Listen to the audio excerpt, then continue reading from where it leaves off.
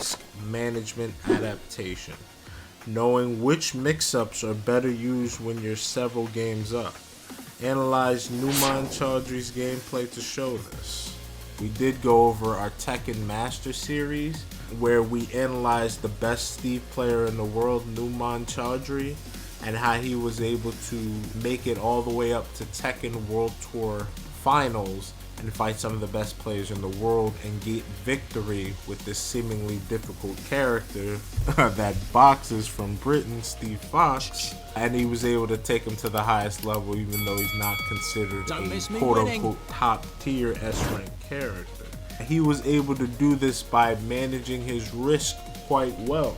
We go over in the matches how once he's several matches up, he will then begin to access the Lionheart's 50-50. Instead of just going into 50-50s right away out of Lionheart plus frames, he will instead go for ducking mixer. He will transition into other stances from Lionheart and then try to gather data on how his opponent's playing so he can calculate a winning strategy. A lot of people ask what Steve is good at. He's good at analyzing what your opponent's strategy is and then creating counter measurements for it by using stance evasion and quick counter hit options like back 1 and down forward 2 and 1-2-1. 1-2-1 forward into peekaboo up forward 2. That is a very risky mix-up. Doing peekaboo 1-2-1 to go into peekaboo and then doing up forward 2 to shoryuken is a risky gambit. However, if you've been playing your opponent for a while and you notice that they go for jabs directly after your peekaboo, then this may be a very fortunate gambit for you, and they don't punish 15 frame or negative 15 frame moves. This is a move that now has been reduced in risk due to your opponent's ignorance, whether intentionally or unintentionally. And we can take advantage of this by accessing some of our more risky tools, especially if we're at advantage, such as with health, or we're at game advantage, as in we're rounds up or a setup in a tournament. And so it's very important to manage your mix-ups and really analyze what is the worst that can happen if this gets ducked. Or if my Lionheart 1+2 gets ducked, or my high gets ducked, or my low gets low parried, what is the worst that can happen? And we try to play to cover several options. Especially when we're at advantage at wall state, we do not want to give up this advantage easy, as your opponent has to actively work to get out of disadvantage from this phase. Intention-based gameplay at a higher level. A couple of questions we can ask, or that Numan asked, was how do they react after Albatross 2? How do they react to my frames? And we can kind of build up a counter strategy from these little short intervals. Your opponent will have a pattern, or they'll make a series of decisions based on the data that they're given. And what that is just fancy for saying how do they react to certain moves or certain setups, and do they have something that they're doing that I can take advantage of. A gambit that a lot of high level players do, and one that I noted out during my coverage of Numan Chaudhry's Tekken World Tour experience, is how do they react to Albatross 2. This is a mid-heat engager, Albatross 2. It's a mid-heat engager that's only -3. Moves that are -3 in Tekken are great, especially if they mid, are fantastic for baiting attacks. This is something that I had to learn much later in my Tekken experience, and more recently in Tekken 8. But certain moves you can use as a measuring stick for how your opponent is playing, and this attack is one of them. So after Albatross 2, are they backing up to see if you're gonna further push your offense? Or are they trying to use movement in order to have me whiff? Or are they just gonna press buttons right after? We don't know. There's hundreds of moves that the opponent can do at any given time. So we need some data in order to draw a conclusion or a higher percentage of what the opponent is going to do, so we can improve our chances of winning. So we play off of Albatross 2, especially because it's accessible from several strings. From Flicker, you go Flicker 1 and then go into Albatross 2 from there, and we can analyze where it's going to go, or what the opponent's going to do. We can analyze. Because that's a move where your opponent would think your offense is over, but you can actually sneak a back one after that if your opponent decides to go for, say, like a down 3-4 with Haorang. I know most of us are familiar with that string, right? Watch this. So we're in neutral phase right now, right? We're seeing what's going to be pressed.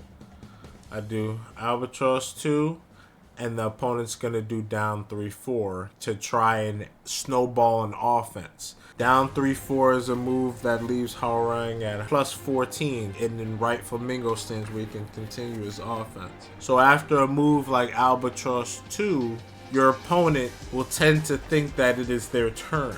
So now I'm going to introduce you to the concepts of turns and turn stealing. Something Steve is infamous for and is in his advantage because of his back one.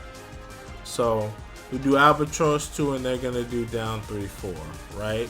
Because they think my turn is over.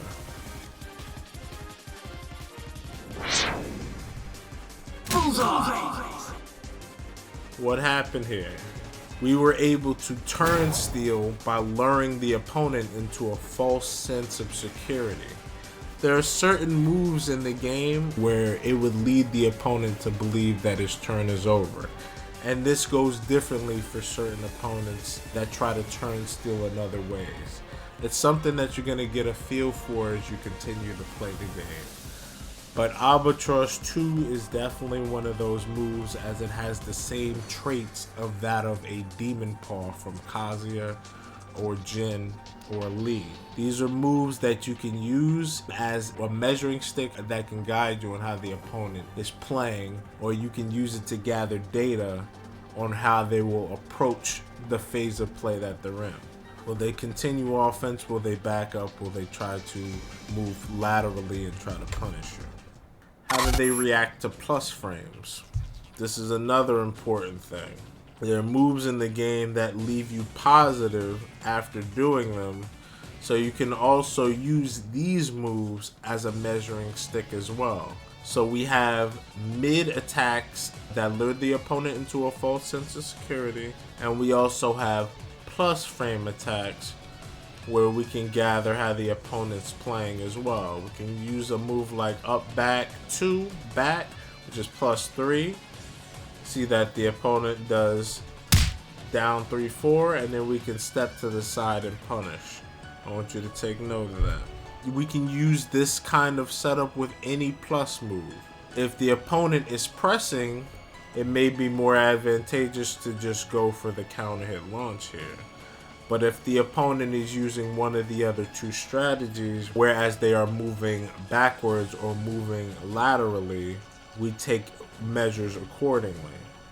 If they're moving back, we can move forward and continue our offense.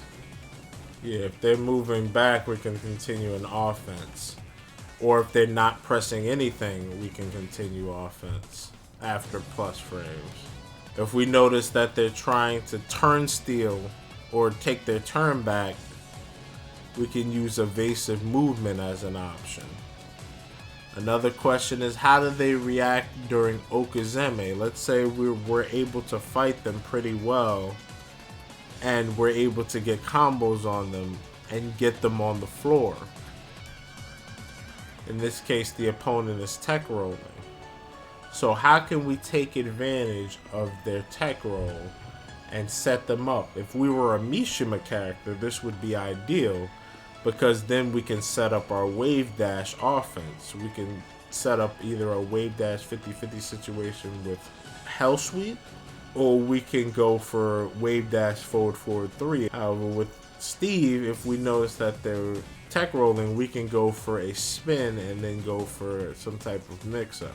Peekaboo down forward 2 to catch them lacking if they're crouching, or quick peekaboo down one to poke them and then put them immediately in pressure after they just woke up.